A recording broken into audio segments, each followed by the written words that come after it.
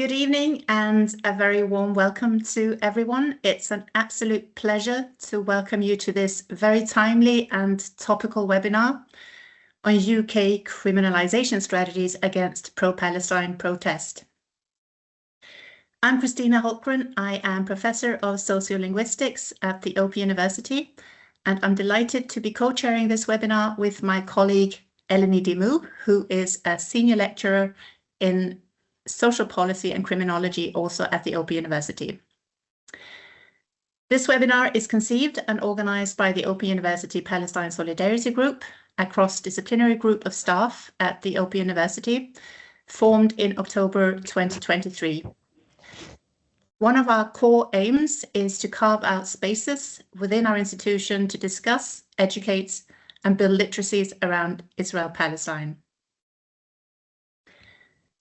Aside from this webinar discussing the criminalisation of pro-Palestine protest, the webinar itself, of course, takes place within this wider context of political repression and attacks on our civil liberties, our rights to protest, and our freedom of expression. These repressive tactics, which are exceptional for a so-called Western democracy, and which have been widely condemned by organisations such as the United Nations, Amnesty International, and Liberty, have profound consequences for what can be said, even in universities, by those who express support for the Palestinian cause. For instance, they have resulted in the requirement for us to read out a specific code of conduct, and we've worked with the university administration to ensure that this code of conduct balances the university's legal obligations with the rights of individuals, and without encroaching unduly on anyone's legal right to express themselves freely within the law, and particularly their right to criticise government policies. This code of conduct, which we will also pop in the Q&A, reads as follows. We ask everyone to use respectful language. We will not accept any form of discrimination or harassment, whether based on race, gender, sex, sexual orientation, beliefs, age, disability, religion or lack thereof, or socioeconomic background. We also remind both speakers and attendees that unlawful speech, including in the Q&A, is not permitted, and that the event must operate according to the university's code of practice for freedom of speech and academic freedom. If anyone experiences or witnesses any form of discrimination or harassment during this webinar, or if they perceive that their lawful freedom of speech has been obstructed, they are advised to contact the university secretary. We'd also like to remind everyone that the event is being recorded and will be uploaded afterwards to YouTube, where our previous webinars are also available. After each speaker has spoken, we will have a Q&A, and to ask a question, you should go to the MS Teams in the right-hand side and choose Ask a Question from the drop-down list. If we do get a lot of questions, we will need to be selective, so apologies in advance if your question is not addressed. You can also like other people's questions too, if you'd like them answered. So without further ado then, I am delighted to hand over to my colleague Eleni, who will introduce the topic and the speakers. So thank you, Kristina. Hi, everyone. So I'm just going to introduce a bit an overall view of the topic, and particularly the theoretical perspective that we are drawing upon, as well as introducing our wonderful speakers today. So essentially, we are drawing upon a critical criminological perspective, which has long emphasized the role of power in processes of criminalization. That is, who has the power to define crime and whose interest is that power exercised. So essentially, it's the state that is the ultimate arbiter over definitions of crime. Crime is not seen in this perspective as objective or a neutral category, but as socially constructed through the power of the state and its institutions, so criminal justice systems, the legal systems and expert discourses, as well as media representations that have the power to confer criminal status upon particular groups and practices. So critical criminology highlights how power and inequalities shape what types of social problems are being seen as crimes, who becomes known as a criminal, who gets targeted, arrested, and prosecuted, and who gets punished. So in Stuart Hall's seminal book on policing the crisis, for example, he argued that the perceived threat of the Black Mugger, stemming from exaggerated media representations, political discourses, and moral panics that they produced, justified high-level intensive policing of entire communities of Black people and the use of violence to quell protests. As such, what is defined as crime is determined through political, economic, and ideological processes which reproduce existing inequalities. In this sense, the criminal justice systems often do not promote justice, but rather maintain existing power relations. As such, criminalization for critical criminology constitutes a deeply political act by states, particularly when dealing with policing dissent. So today's webinar builds on the premises of critical criminology to explore how the British state reshaped the criminal law in ways helping to demonize, prosecute, punish, and intimidate pro-Palestine activists. And especially as mass protests have proliferated against Israel's genocide since October 2023, state repression has attacked the right to protest. And we have witnessed similar to what Stuart Hall was describing in 1978, like the exaggerated media representations reflecting political discourses, like, for example, that pro-Palestine demonstrations are hate marches, following with the Metropolitan Police using increasingly the criminal law to harass or even detain, most commonly for speech acts, pro-Palestine activists, journalists, and many people who simply oppose genocide, colonial occupation, and show solidarity with the Palestinian people. Many arrestees have undergone various punishments without trial under the Criminal Justice Act of 2003. Courts have imposed bail conditions such as exclusion zones around protest sites, similar to what was happening with many climate protesters.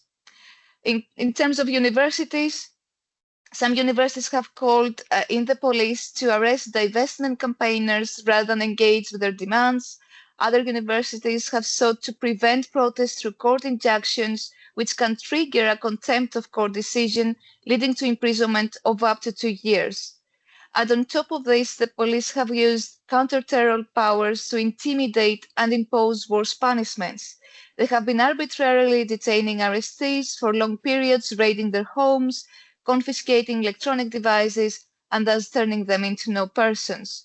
And these practices arise from the 2000 Terrorism Act, whose powers have been extensively criticized for infringing on several fundamental freedoms. So the Act purposefully uses a very broad definition of terrorism, allowing for a wide variety of activities and expressions to be classified as terrorism, effectively criminalizing legitimate political activism, violating due process and privacy, restricting freedom of association, producing a chilling effect of freedom of speech, and allowing discrimination under the false pretenses of protecting the public. So we have with us today 3 outstanding speakers who will speak about the various ways and forms in which criminalization of solidarity with Palestine takes place in the UK.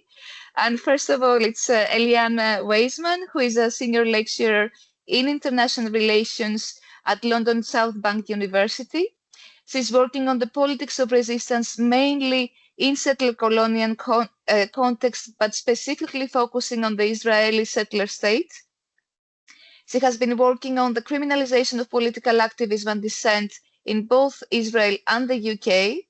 She has published extensively, and one of her most recent articles, together with other colleagues, is the Unpacking the Crackdown on Palestine Solidarity Activism in the UK in a post-7 October reality. And she has also been awarded funding by the ISRF for the project The Threshold of Criminalization, Cartographies of State Surveillance and Anti-Colonial Resistance in Israel.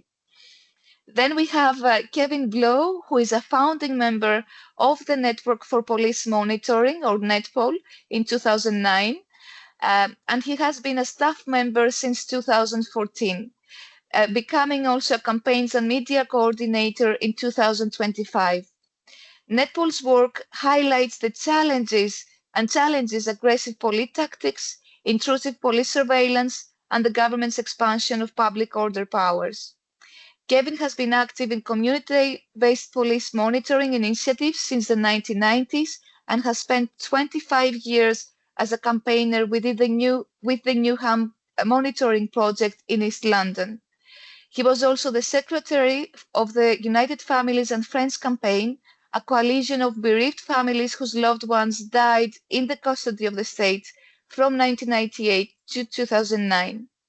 For 6 years until 2019, he worked with anti-fracking groups to challenge the oppressive policing and surveillance targeting of their protests.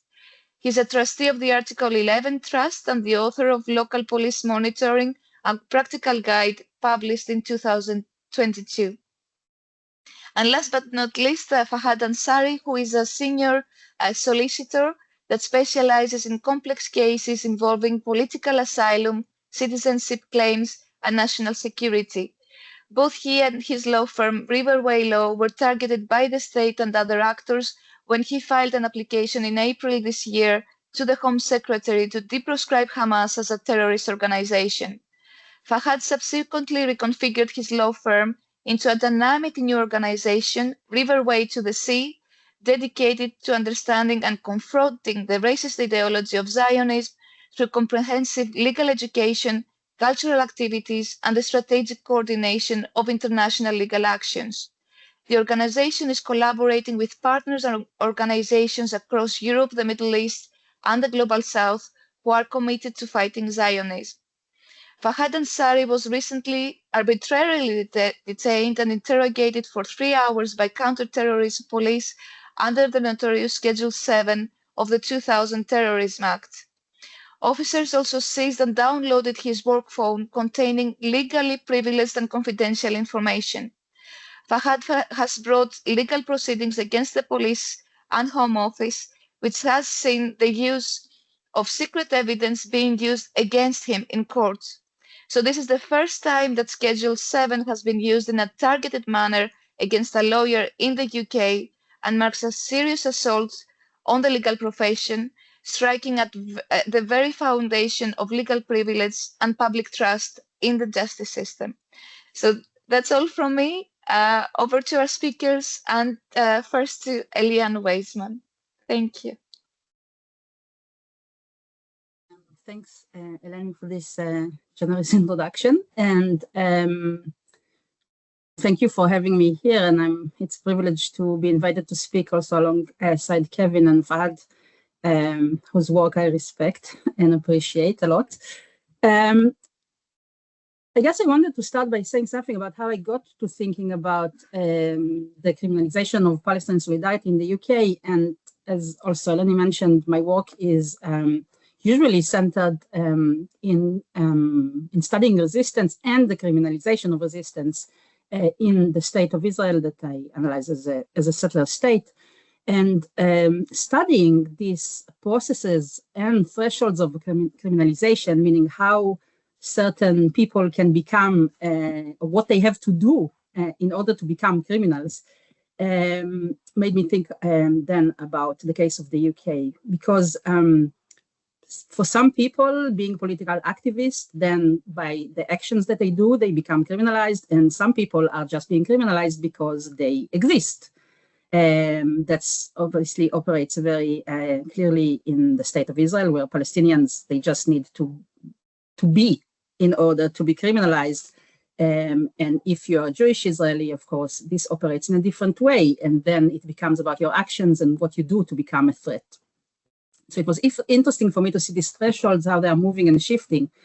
And obviously studying this and then living in this country and witnessing what's happening here over the now more than 2 years, and with the intensification of repression of political activism. And when I say political activism, it's important to mention that it's not only activists, like activists with a capital A, that sees themselves as activists and participate in public actions, demonstrations, protest marches, or others, but also people that just express solidarity with Palestinians or denouncing the British state complicity in the genocide that Israel is committing in Gaza, since the 7th of October 23. Looking at all this made me better understand how this process of criminalization operates. So indeed, it operates in a way that nothing starts with immediate police action and arrest or kind of immediate silencing of speech, but it's about the construction of a certain narrative that aims to depict certain actions as a threat. A threat, it can be to society as a whole, to certain communities, to the public good, and of course is a threat to what is perceived as the status or the desired status quo by those in power. So the first step in any process of criminalization is indeed the marking of the boundaries of what is acceptable and what is unacceptable or legitimate behavior.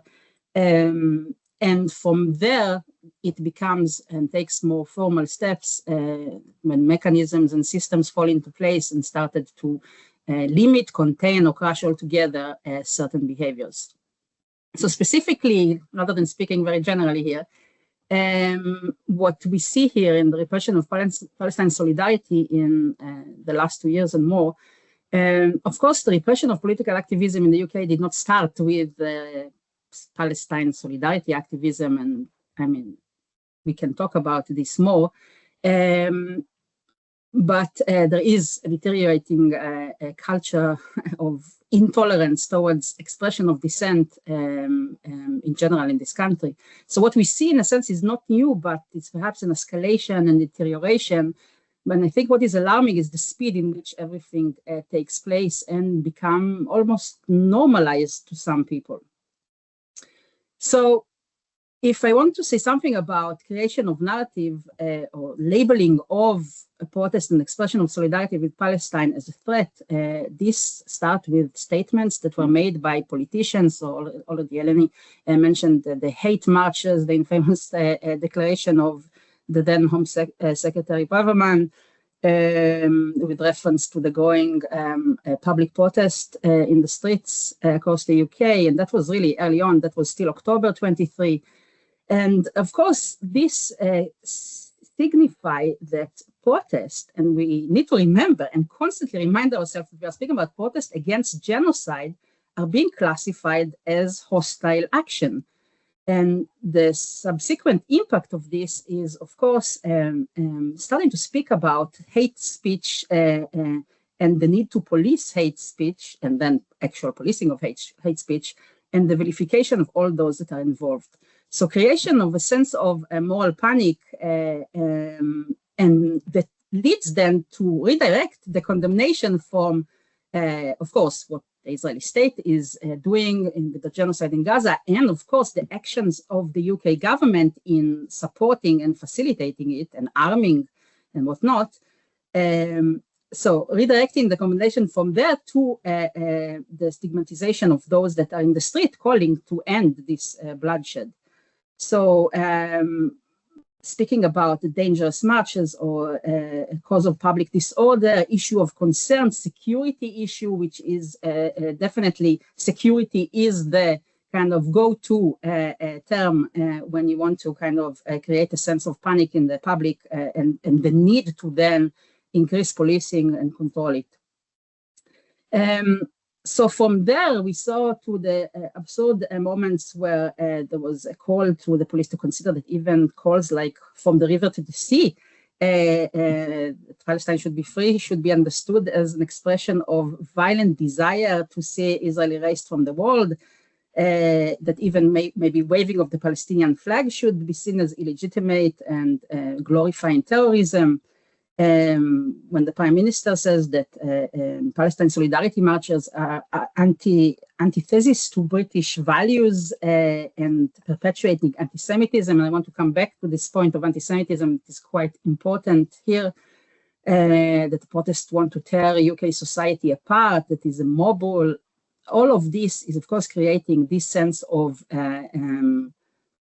panic that then lead to greater action from institutions of the state. So is the construction of discourse of hate and constructions of also links to terrorism, and we see where this led to later on with also the prescription of Palestine action, and also before that with already existing legislation in the UK that then creates these links of certain communities, particularly, of course, to terrorism. And we see then how this manifests itself in what's happening in the streets, in the protest, and where people are harassed for wearing particular colors or symbols, or that is being seen as evidence to support or even signifying membership in Hamas. This is leading to a certain way in which these Palestine solidarity events and marches are being policed, of course, and there is a lot of evidence to show what was going on there. And the police, clearly the police chief then said that the police will be absolutely ruthless in dealing with Palestine protests, kind of reacting to demands from the government and this incitement of public opinion that is obviously amplified in the media of what is going on in the streets. So I want to say a word here about this accusation and allegation of anti-Semitism and creating these links that is a very powerful tool in order to legitimize and vilify those that are involved in Palestine solidarity work. This is obviously not something that was born post 7 October, but the weaponization of anti-Semitism is already at work much before, specifically with the IHRA definition of anti-Semitism that started to be adopted. But this is, of course, even creating a more problematic atmosphere and a greater vilification of those involved in Palestine solidarity, and interestingly then presented as posing a threat to Jewish communities in the UK. And I think the most, like a recent example of when Starmer said, and that was kind of in the aftermath of the attack in the synagogue in Manchester, in the Jewish, what was Yom Kippur, and kind of urging the Palestine solidarity movement to respect the mourning of the Jewish community and to postpone marches or demonstrations at that time. And listening to this, I was thinking, like, how come we reached the point that anti-genocide activism is being tied as posing a threat to the safety and well-being of Jewish communities in this country? Is quite a powerful tool that is being almost normalized here.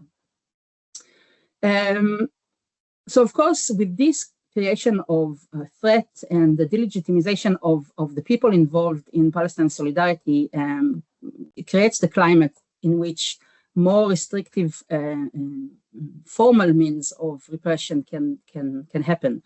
And with this, we have existing legislation that is being activated, if it's the Public Order Act and the Terrorism Act. And of course, and should not surprise us to realize that, of course, it has a disproportional and detrimental effect on minorities and racialized communities in this country that have long been the target of these strategies. But also these are communities that are widely represented in the current protest for Palestine. So the cumulative effect of all of this is, apart from creation indeed of a chill effect, and we see how this starts to operate in a less kind of formal way. So it's not necessarily state-led. In some ways, it's also state-led, but in workplaces and in schools and in universities and in cultural institutions, with cancellation of events or exhibition, with action and disciplinary action against students, with all the kind of disbursement of encampments, the policing of speech.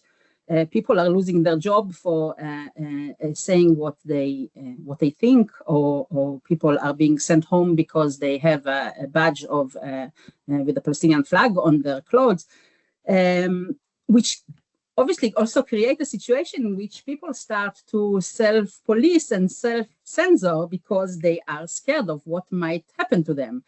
And for people that are already more vulnerable and targeted by these kind of strategies to begin with, it's even, it obviously has a much stronger impact.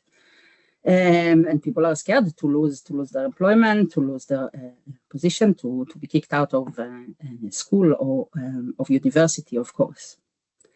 And clearly, the use of counterterrorism legislation that is like more on the formal side was kind of the peak of this, which was already in operation before the formal prescription of Palestine action, but more forcefully, I guess, since this decision, and also what we see since then with the mass arrest of also people that are opposing and defying the ban. So I guess the overall picture that comes out from all of this is kind of like we see how this repression works and how the criminalization, containment of Palestine solidarity became deeply ingrained within the social and political fabric of the UK. And maybe rather than continuing kind of describing all of that, I want to say something about why this is actually happening. And maybe we can think about why, what is it about Palestine solidarity activism that is being seen as such a threat? So why that provoked such kind of violent and coordinated state and non-state response to suppress this? And this is something that we see in the UK, but it's by no means limited, of course, here. So, of course, in the United States, in other European countries, most forcefully, and also beyond that. And I think it's a good question that we need to think of, and the directions to answer is something that I take from work of other brilliant scholars that were writing and thinking about this, such as Mandy Turner and Adam Hania. And there's this interesting small book that was published by Adam and Rafif Ziada and Rob Knox that was speaking also about kind of the bigger question that are at stake here that can explain why the response is so severe. And this is speaking about, in general, why there is such support of the Israeli state on the side of UK and other European countries. And so what I want to say here, and what I'm kind of building on these arguments to say that what is at stake here is much larger than the question of Gaza or Palestine or the Middle East, but of course has a global significance. And we can think about the changing of all the geopolitical picture that started since 7 October and all these kind of rise of other forces in the world that kind of signify threat that maybe such kind of sustained action can pose to kind of the established order, let's put it like this.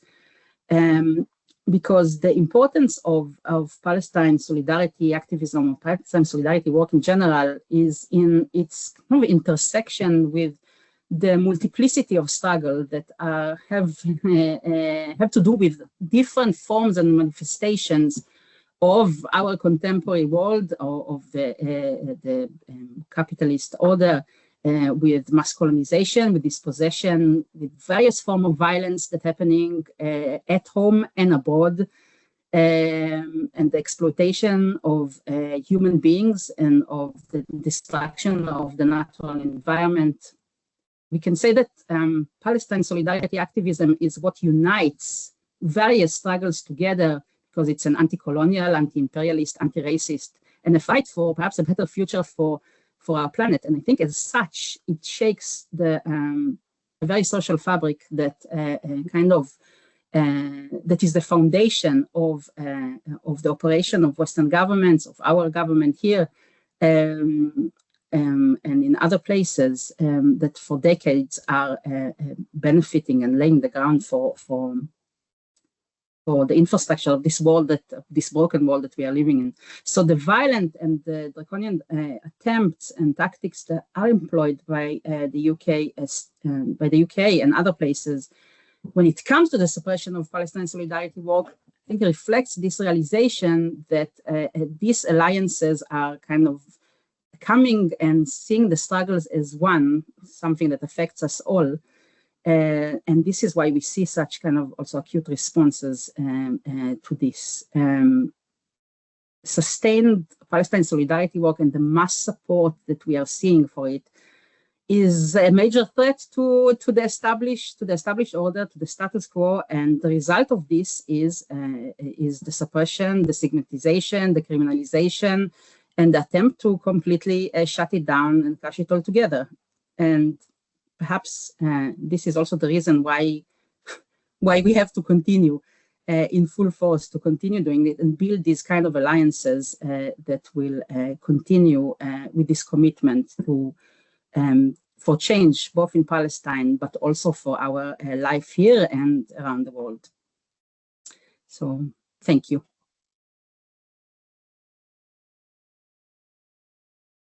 Thank you, Elian, so much. Now over to Kevin. Thank you very much.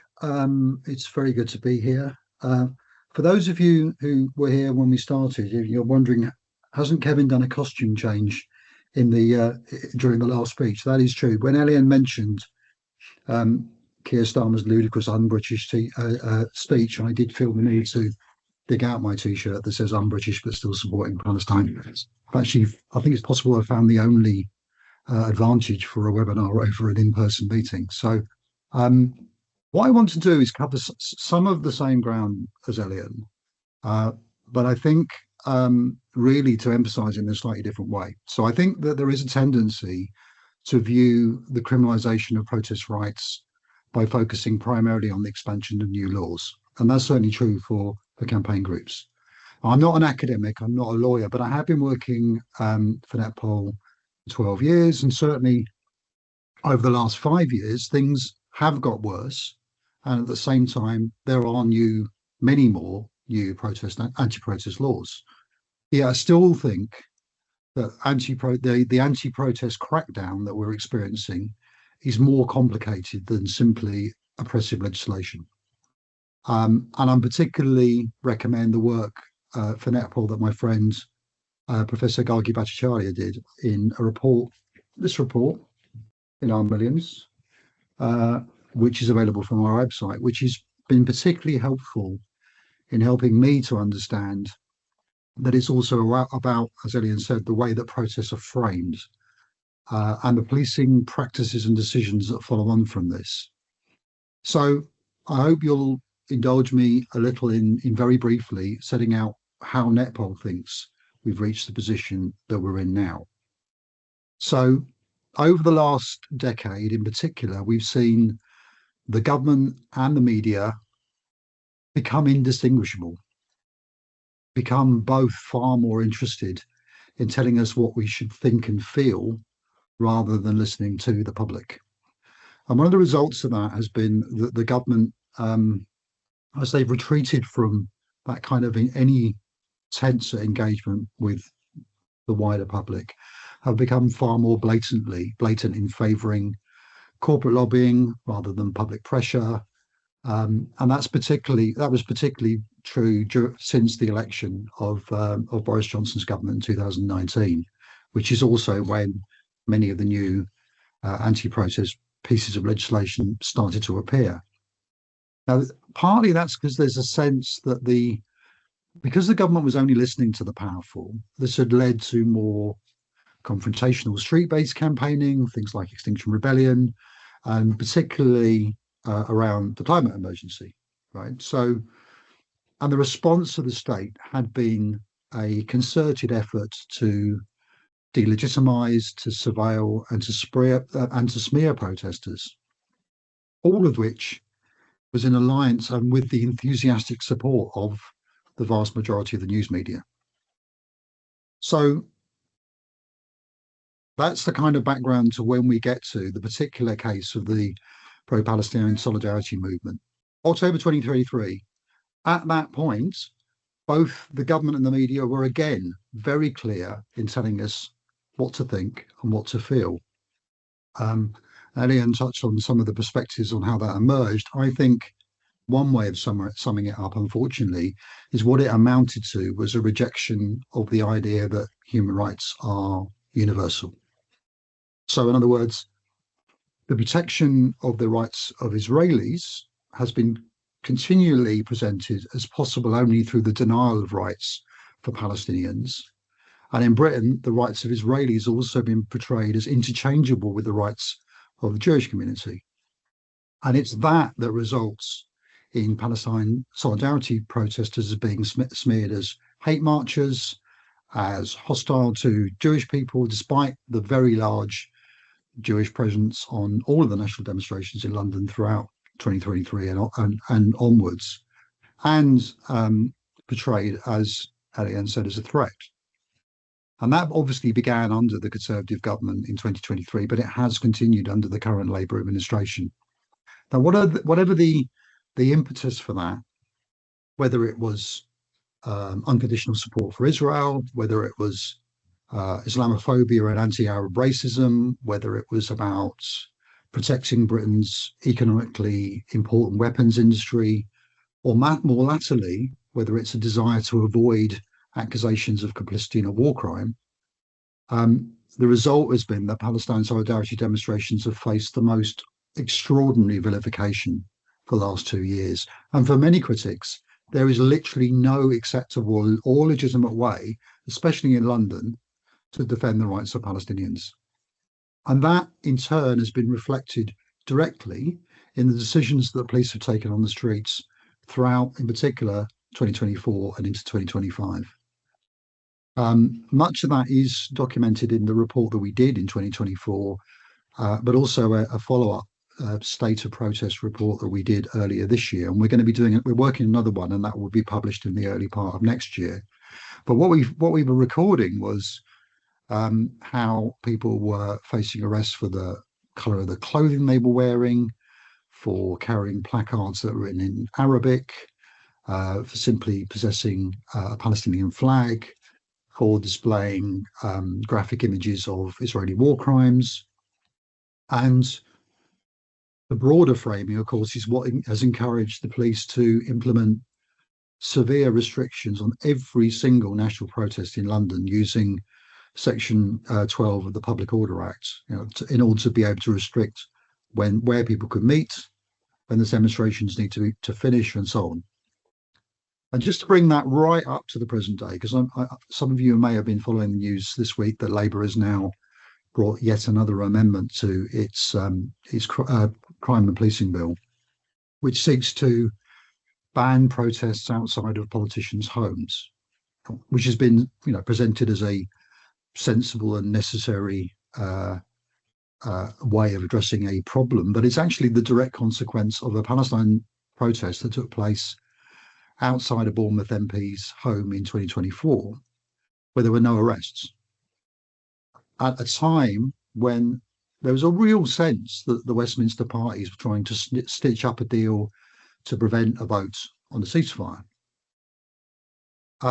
As a result of that protest, the then Prime Minister Rishi Sunak claimed that democracy itself had become a target, that MPs were no longer safe, and that protests, in his words, had descended into intimidation, threats, and planned acts of violence. Now, there was absolutely no evidence for any of that.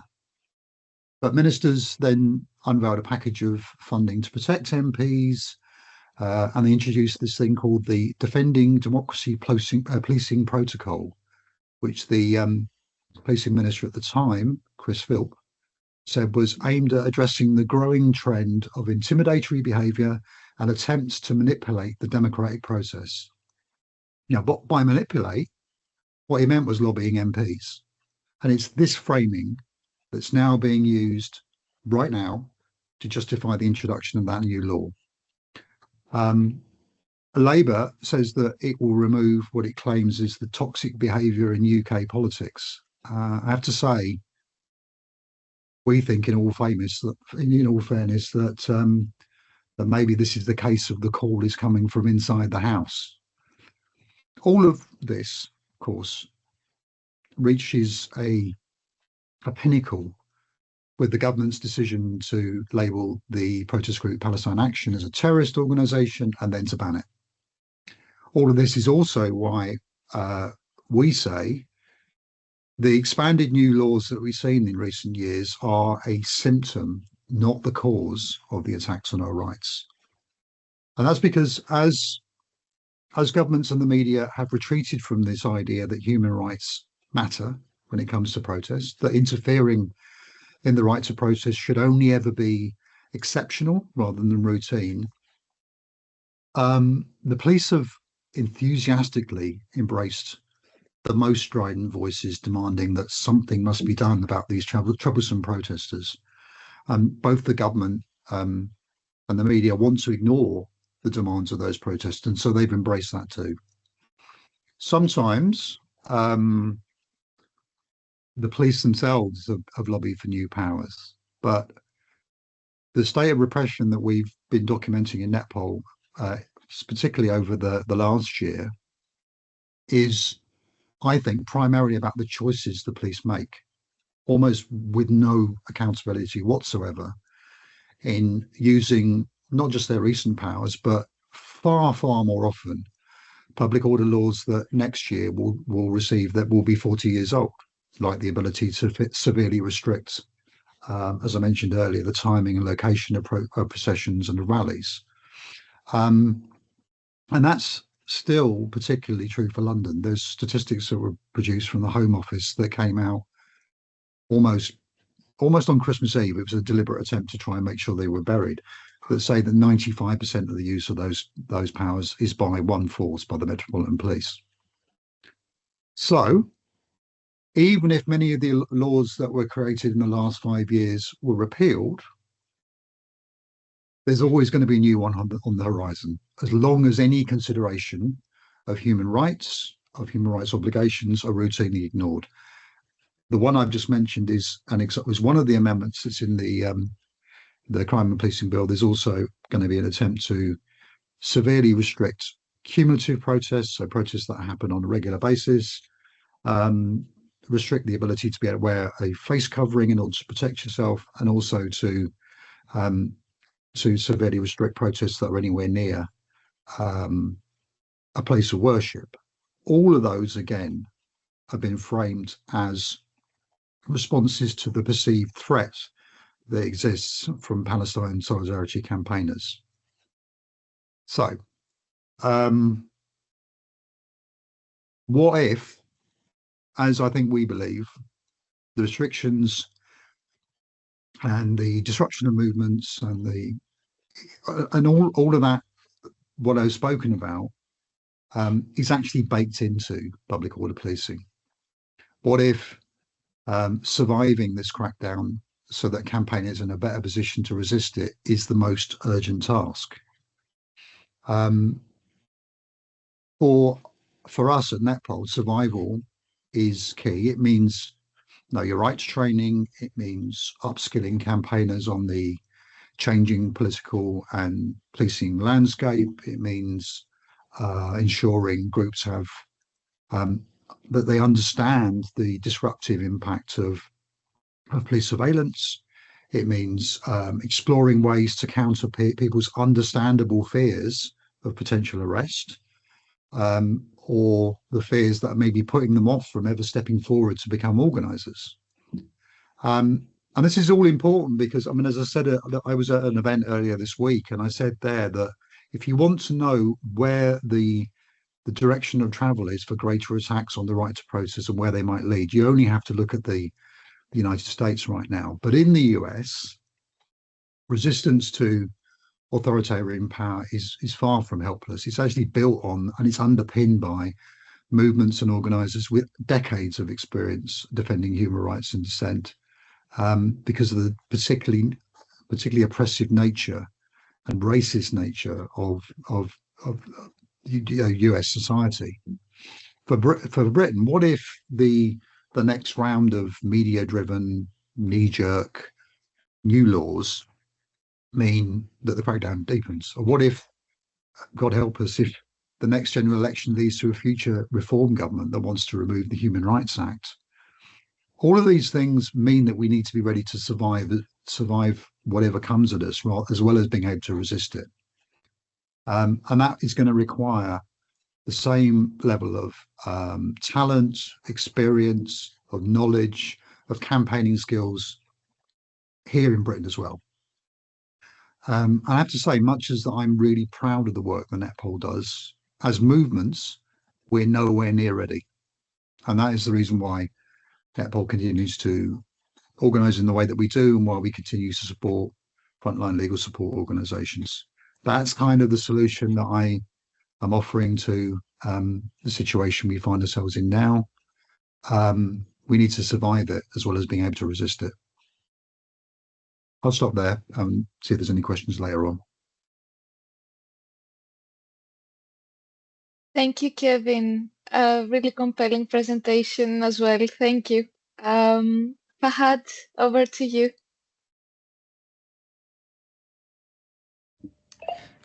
Hi, thank you. Good evening, everybody. It's quite a privilege to be on this panel. I'm non-academic and I'm not an expert like Kevin on the police. What I am is a solicitor, a lawyer who's been dealing with the police and dealing with the government for nearly 2 decades now, particularly in relation to issues of national security and the war on terror. And it's through that prism that I want to really talk about this issue, because the elephant in the room is the piece of legislation that forms the architecture of the repressive measures that we're seeing today, and that is the Terrorism Act 2000. And while its specific use is not always clear in the various bills that are going through Parliament, it's the spirit of so-called terrorism and the rhetoric of terrorism that enables the passage of these laws that criminalize protests, that allow journalists to be intimidated, that punish people for freedom of speech issues and freedom of assembly issues. So my position today, and one that we've been calling on for many, many years now, is that the Terrorism Act itself from 2000 has to be abolished, has to be repealed entirely, not reformed, not amended, just completely repealed. This is a piece of legislation that has normalized authoritarianism in Britain. It is the law that's embedded that logic of suspicion, punishment without trial, political persecution into the everyday operations of the state. When we're talking about the various measures that are being taken against the Palestinian Solidarity Movement, all we're dealing with is the symptoms of the actual illness. The illness is the Terrorism Act. Now, just touching back and trying to see the history of the Terrorism Act is very important to understand why it's such an issue today and how we can actually call for its repeal. And I want to bring back to what the first speaker talked about, the study of crime and how it's inextricably linked to the study of power. Crime is a political category, it's not an objective one. It's the state, through its laws, through its police, through its courts, it decides what counts as a crime and who counts as a criminal. And once you know that it's the state that's determining these issues, then you know that these decisions are not and are never neutral. They are influenced, they are structured through issues like class, race, colonial power, ideology. So the law is not there to enforce justice, it's there to enforce order. And if that order, and this is critical, if that order is unjust, then criminalization becomes a weapon of the state, a political weapon. So then when you see that the criminalization by the state of a movement, in this case the Palestinian Solidarity Movement, it's not there to protect the public. When we're talking about what Kevin just mentioned about the new legislation to stop marches going near places of worship, stopping repeat marches, that's, we're being told, is there to protect the public. It's not. It's there to protect power. And that's why it's very, very important to understand that context when we're talking about the repression of Palestinian Solidarity Movement today. We know that in the past 2 years, hundreds and hundreds of thousands of people have marched in Britain to protest against a genocide. And rather than listen to their demands, rather than uphold or create a space for nuanced discussion, debates about resistance, about how to prevent a genocide, those individuals have been punished, they're being intimidated, they're being criminalized. It's already been mentioned the type of issues that people have been arrested for and harassed for: chants from the river to the sea, wearing the wrong colors, wearing a badge. Journalists are being harassed, having their equipment seized. Students are being excluded from campuses. Injunctions have been sought from the court in order to do so. So, and at the far end of this, obviously, is homes are being raided, actionists are being detained without trial for months, over years without trial, for criminal damage. And all of this comes through the prism of the Terrorism Act, because that's the fear mongering that's going on behind the scenes.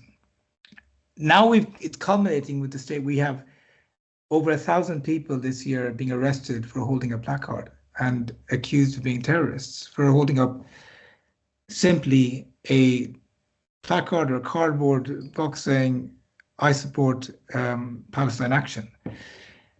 These are now treated as security threats. Why? Because of the Terrorism Act. And this isn't the first time it's happened. This didn't come out of nowhere. We've seen this before in Ireland, which had decades of emergency powers, and this is what they framed it as, the Prevention of Terrorism Act in the 70s were called emergency powers. And these systematically criminalized Irish Catholics, political activists, and the communities that were resisting colonial rule. And it's in Ireland that the British state learns how to suspend the rule of law, how to label political resistance as terrorism. So if we cast our mind back to those days, the British state deployed internment without trial in Ireland. It used diplock courts, which were non-jury courts, to try what they deemed to be terror suspects. And there was a whole, array of counterterrorism propaganda designed to delegitimize the Irish struggle against the British occupation. So what they effectively did was they transformed what was a political conflict or a political struggle into a criminal one.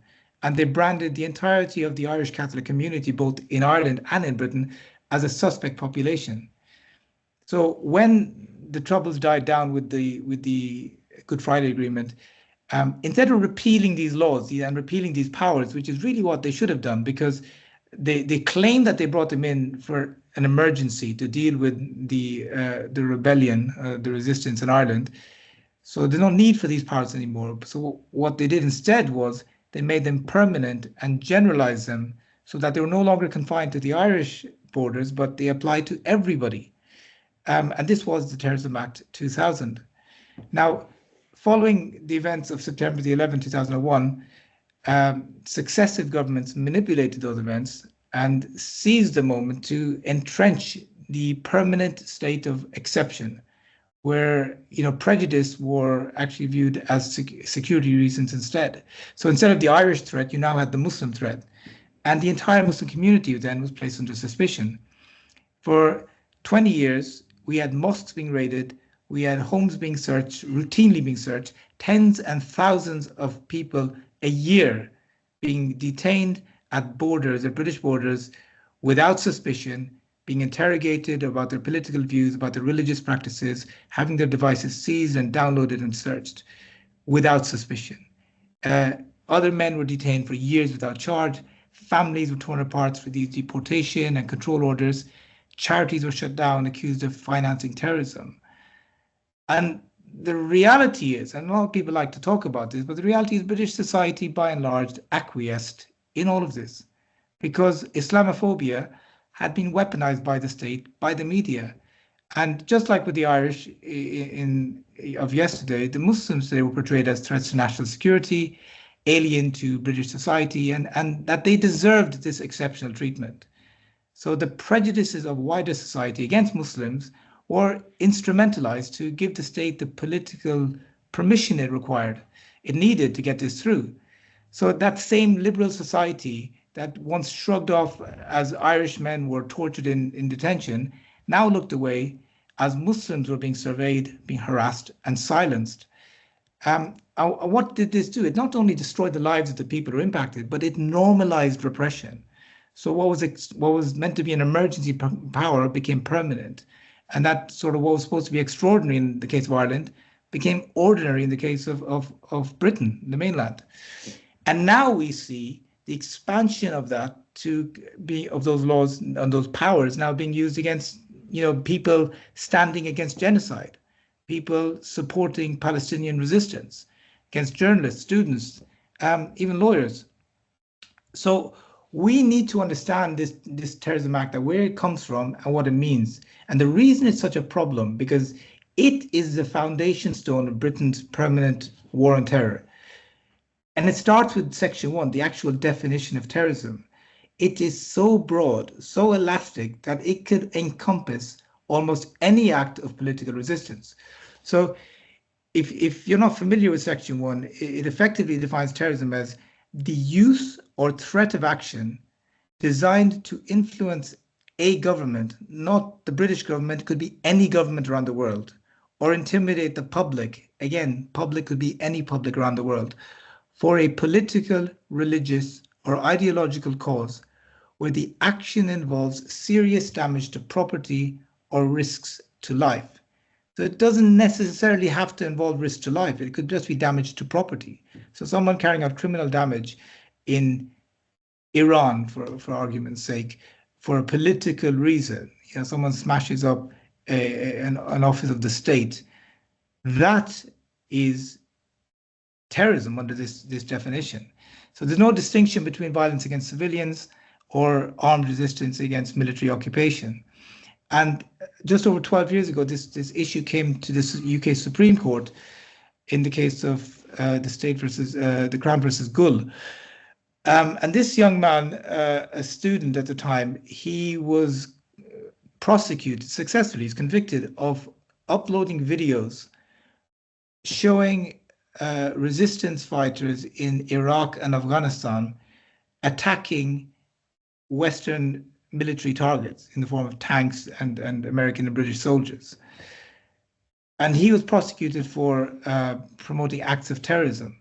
So he challenged the definition of terrorism itself, saying, well, this is against military targets, this is in the form of anti-colonial resistance. And the Supreme Court actually warned that this definition was so broad that it actually does cover acts of resistance against foreign occupation and oppressive regimes. And essentially what the Supreme Court is saying is that it is correct, you can be convicted of a terrorist offense for posting videos that depict this kind of action. Now, in those cases, again, it was Afghanistan and Iraq. They weren't the most popular causes in wider society, but the precedent was established that if you post a video of people resisting occupation, even if you disagree with that particular cause, not attacking civilians, not encouraging violence in Britain, but in their own land attacking a foreign occupying force, you could be convicted of terrorism, because that's what happened in the case of Gull. Now, this effectively cements the power of the state to decide which struggles for freedom are legitimate and which are not, and in the latter case, they need to be crushed. And so this ruling in Gull exposes the roots of the current crisis that we find ourselves in, that support for lawful resistance under international law, as the Palestinians have that right to do, is redefined as terrorism because it's not aligned with Britain's foreign policy.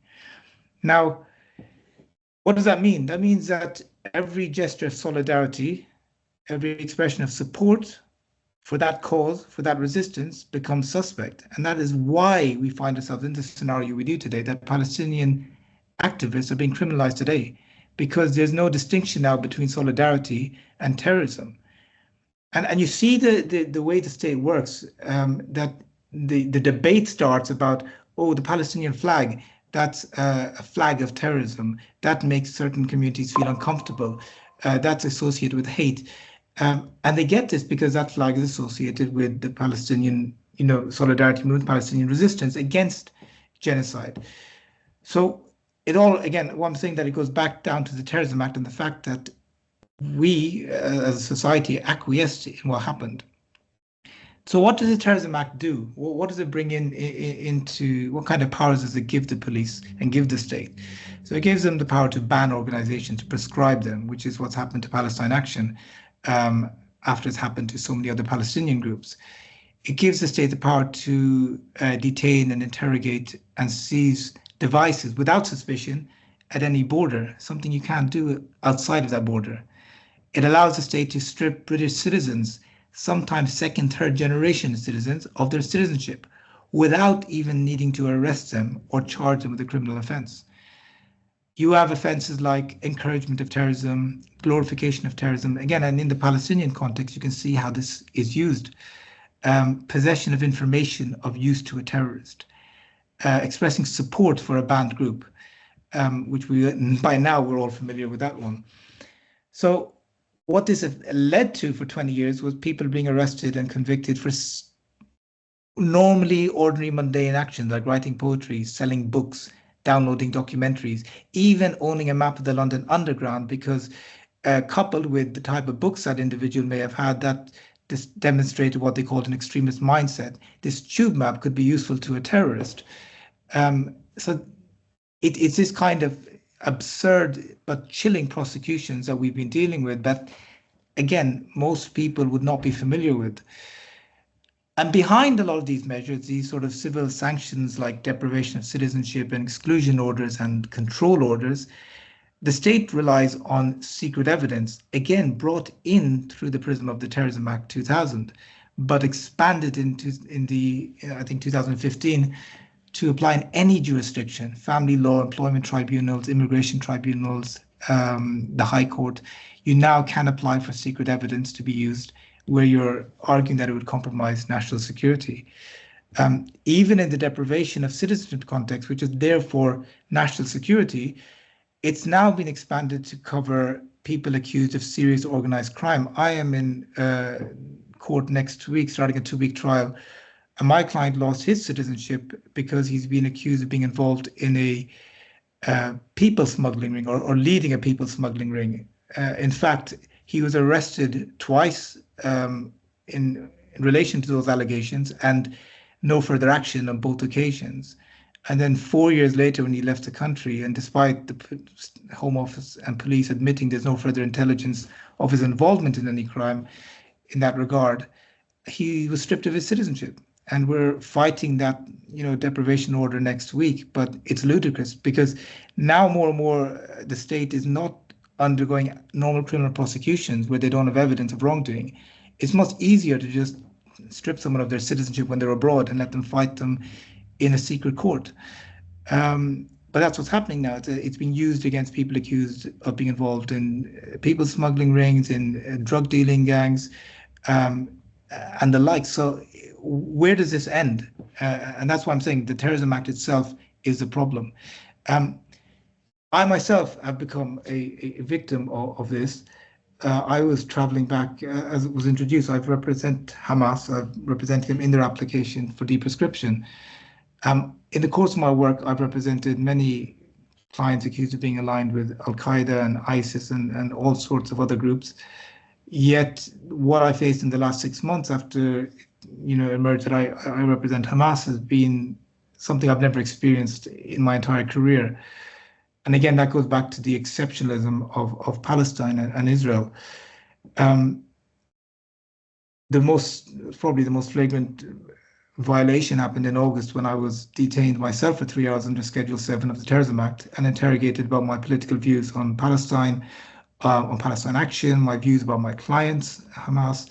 They took my device, my work device, and despite me telling them it's a work device, they refused to give it back. They downloaded it, and I have issued legal proceedings to try to stop them accessing that data and to challenge the power to stop in the first place. Bizarrely, in the High Court, the police have been granted permission to rely on secret evidence, and they've had secret hearings where my lawyers and myself have been kicked out of the court, and then they've discussed the reason they stopped me, because they're not allowed to tell me, and show the judge the evidence upon which that was based. Again, something that I'm not allowed to have access to, and my lawyers can't have access to. To mitigate against that blatant unfairness, the court has appointed me, against my wishes, I should add, a special advocate. This is a security vetted lawyer whose role it is to represent my interests in those secret hearings. The only catch is, once he sees the material and he's given the evidence against me, the so-called evidence, he's not allowed to speak to me. He's not allowed to ask me or tell me about it or take my instructions on it. So you can see how ludicrous that is. I mean, how is that supposed to work? I'm just to shoot in the dark and try to figure out what might be there and tell him. So I've boycotted that part of the hearing much to the court's dissatisfaction, let's say. But I can't participate myself in such a shoddy process and give it a fig leaf of legitimacy. Now, the reason this is important is that you have that thing that they'll come for the lawyers, right? They've come for the lawyers. They've come for me. And in the 80s, they did the same thing in Ireland. Again, the Irish example is really important. They harassed, they intimidated, they maligned those lawyers who were representing the Republican movement, the IRA and others against the British state. Pat Finucane and Rosemary Nelson were assassinated. You know, they were murdered. Pat Finucane was murdered in his own home by lawless paramilitaries in an act of collusion with the British state, something that David Cameron was forced to apologize for many, many years later. Now, I mean, Cameron himself says there's shocking levels of collusion in that. We're not in Ireland in the 80s. Messages aren't being sent to bullets anymore. But the message is the same, that if you represent certain organizations and certain types of clients, we will harass you, we will intimidate you, we will smear you. And that is what's happening to me at the moment. And I'm not going to be the last person it happens to. So where do we go from here? I'm conscious of time. As I said, the Terrorism Act, it needs to be completely abolished. It needs to be repealed. People seem to suggest very often, and with the greatest respect to our comrades who are fighting the prescription of Palestine action, they often use the phrase that this was not what the Terrorism Act was designed for. It's a misuse of terrorism powers. That only serves to misunderstand the purpose of these terrorism powers. The act was not a mistake in design. This is exactly what it was intended for. It was supposed to give the state discretion to criminalize any form of political opposition. You cannot reform a law whose function it is to repress. You can only repeal it. And that's why I fundamentally disagree with those who call for the prescription of the IDF or the prosecution of IDF soldiers under the Terrorism Act. That's why, while I completely disagree with Tommy Robinson and what he stands for, I welcome the decision to acquit him this week for refusing to give his password under Schedule 7 without suspicion. And let's be clear here, repealing the Terrorism Act would not mean we'd all become more suspect to violence. I mean, it doesn't ignore threats of violence. The ordinary criminal justice system, the ordinary criminal law already sufficiently deals with issues like murder, conspiracy, incitement, weapons offences. What repealing means is the end of exceptionalism, the end of laws that suspend normal rights for political convenience. So as Lord Hoffman in the House of Lords, the precursor to the Supreme Court, said 20 years ago now, in a case of internment without trial of foreign nationals who were accused of posing a threat to this country, he said the real threat to the life of the nation, in the sense of a people living in accordance with its traditional laws and political values, comes not from terrorism, but from laws such as these. The Terrorism Act was sold to us as protection. It has protected no one. It has created a permanent architecture of fear. It's been used to subjugate, not protect. The right to resist oppression must be celebrated, and that can only happen when the Terrorism Act itself is repealed. Until we do the above, nobody is safe. Because today they're criminalizing Palestinian solidarity, tomorrow they will criminalize any solidarity at all. To get to this point, it is incredibly important that we recognize our own society's complicity, as I've previously mentioned, because the state's function is to identify an internal enemy, whip up this fear and prejudice, and then extend its powers under the pretext of security. So this process relies on public consent, and that consent comes in the form of silent acquiescence. Authoritarianism doesn't just require that power from above, it requires the public from below to be passive in its response. So we all have to recognize what's happened in the last 25 years, learn from it, and then collectively move forward and not make this an issue just about Palestine and solidarity of Palestine against genocide, but recognize that this is something that will be used against other communities going forward, and we do need to go to the source of that, and that is the Terrorism Act. Thank you very much for listening. Thank you very much, Fahad. And I think it was a really important discussion as well, to ground it historically as well and see how we are living the consequences of this act. Thank you very much.